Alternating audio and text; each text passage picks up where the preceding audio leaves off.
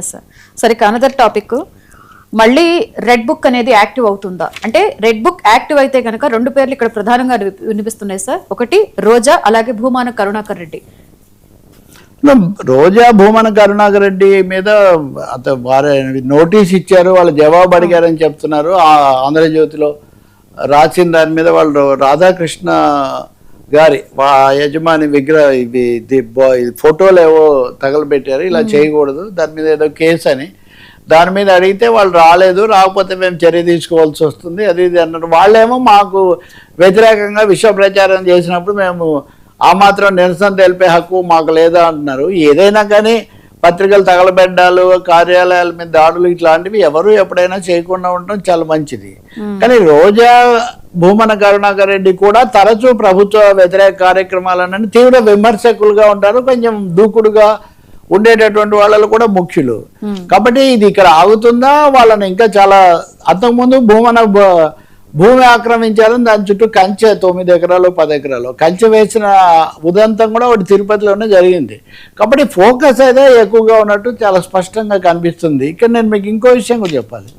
కొద్ది రోజుల కిందట సీదిరి అప్పలరాజును వాళ్ళ అబ్బాయి రోడ్డు యాక్సిడెంట్ చేసి ఒకరి మరణానికి కారణమైతే అది మరొకరి మీదకి నెట్టడానికి ప్రయత్నించారని ఆయన అరెస్ట్ చేశారు. ఆయన 14 రోజులు రిమాండ్కి పంపించారు. అంతకుముందు తమ్మినేని సీతారాం మాజీ స్పీకరు ఒక భూమి యజమాని బతికొండగానే చనిపోయాడని చూపించి ఆ భూమి తప్పుడుగా రిజిస్టర్ చేసుకున్నారంటే ఆయన ముందస్తు బెయిల్ కోసం వెళ్ళారు, కోర్టు బెయిల్ ఇవ్వలేదు.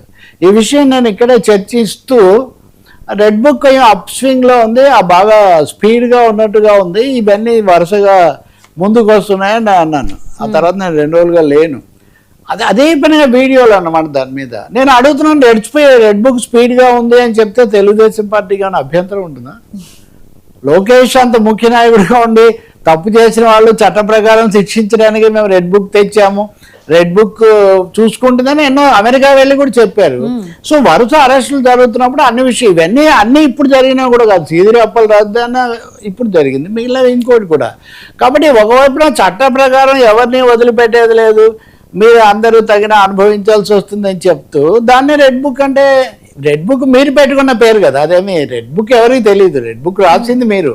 రెడ్ బుక్లో ఏం రాశారో ఎలా అమలు చేస్తారో పూర్తిగా పాలకులకు సంబంధించింది. నేను సీదిరి అప్పలరాజు కేసు గురించి చెప్తూ నేరము శిక్ష చిత్రంలో కృష్ణ హీరో దాంట్లో ఆయన ప్రమాదం చేస్తాడు. వాళ్ళమ్మ పండ్రిబాయి ఇతను కాదని వాళ్ళ డ్రైవర్ను ఒప్పించి డ్రైవర్ను పంపిస్తుంది జైలుకు. ఆ సినిమా విశ్వనాథ్ గారి దర్శకత్వం నేరము శిక్ష.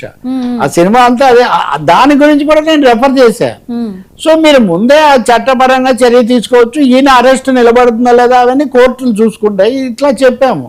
కానీ అసలు మాట్లాడకూడదు, ఇవి వరుస అరెస్టులు జరుగుతున్నమాట నిజము, రెడ్ బుక్ గురించి రెఫరెన్స్లు ఉంటున్నటువంటి మాట నిజము. కోర్టులు కొన్ని సందర్భాల్లో అక్షింతలు వేస్తున్నాయి, కొన్ని సందర్భాల్లో రిమాండ్కి ఇస్తున్నాయి. సో న్యాయస్థానాల్లో ఇవి తేలాల్సి వస్తుంది. ఆ విషయము ఒకరు చెప్తేనేమో అది చాలా గట్టి విషయం అయ్యి ఇంకొకరు చెప్పింది ఎలా తప్పవుతుంది నాకు తెలియదు. నేను ఏ రోజు ఇంతవరకు ఇప్పుడు మనం చేసిన దాంట్లో కూడా ఎవరిని సమర్థించే అవసరం ఏముంటుందండి. వీ కామెంట్ ఆన్ హ్యాపెనింగ్స్, జరుగుతున్న దాని మీద మనం వ్యాఖ్యానిస్తాం. కానీ రోజా భూమానాల విషయంలో జరిగేది కూడా అది నేరుగా చిత్తూరు జిల్లా ప్రథమ కుటుంబానికి సంబంధించిన జిల్లా. ఇప్పుడు అంటే జిల్లాలు ఎక్కువయ్యాయి కానీ బేసిక్గా. అలాగే టీటీడీకి సంబంధించిన వివాదాలు కూడా చాలాసార్లు హోరాహోరీ నడిచినటువంటి చోటు. సో ఇవి ఎక్కడికి పోతాయి, వీళ్ళు ఏం చెప్తారు, పోలీసులు ఏమి ఫిర్యాదు చేస్తారు, ఇవన్నీ మనం చూడాల్సి ఉంటుంది. అంతేగాని వీటి మీద ఎవరు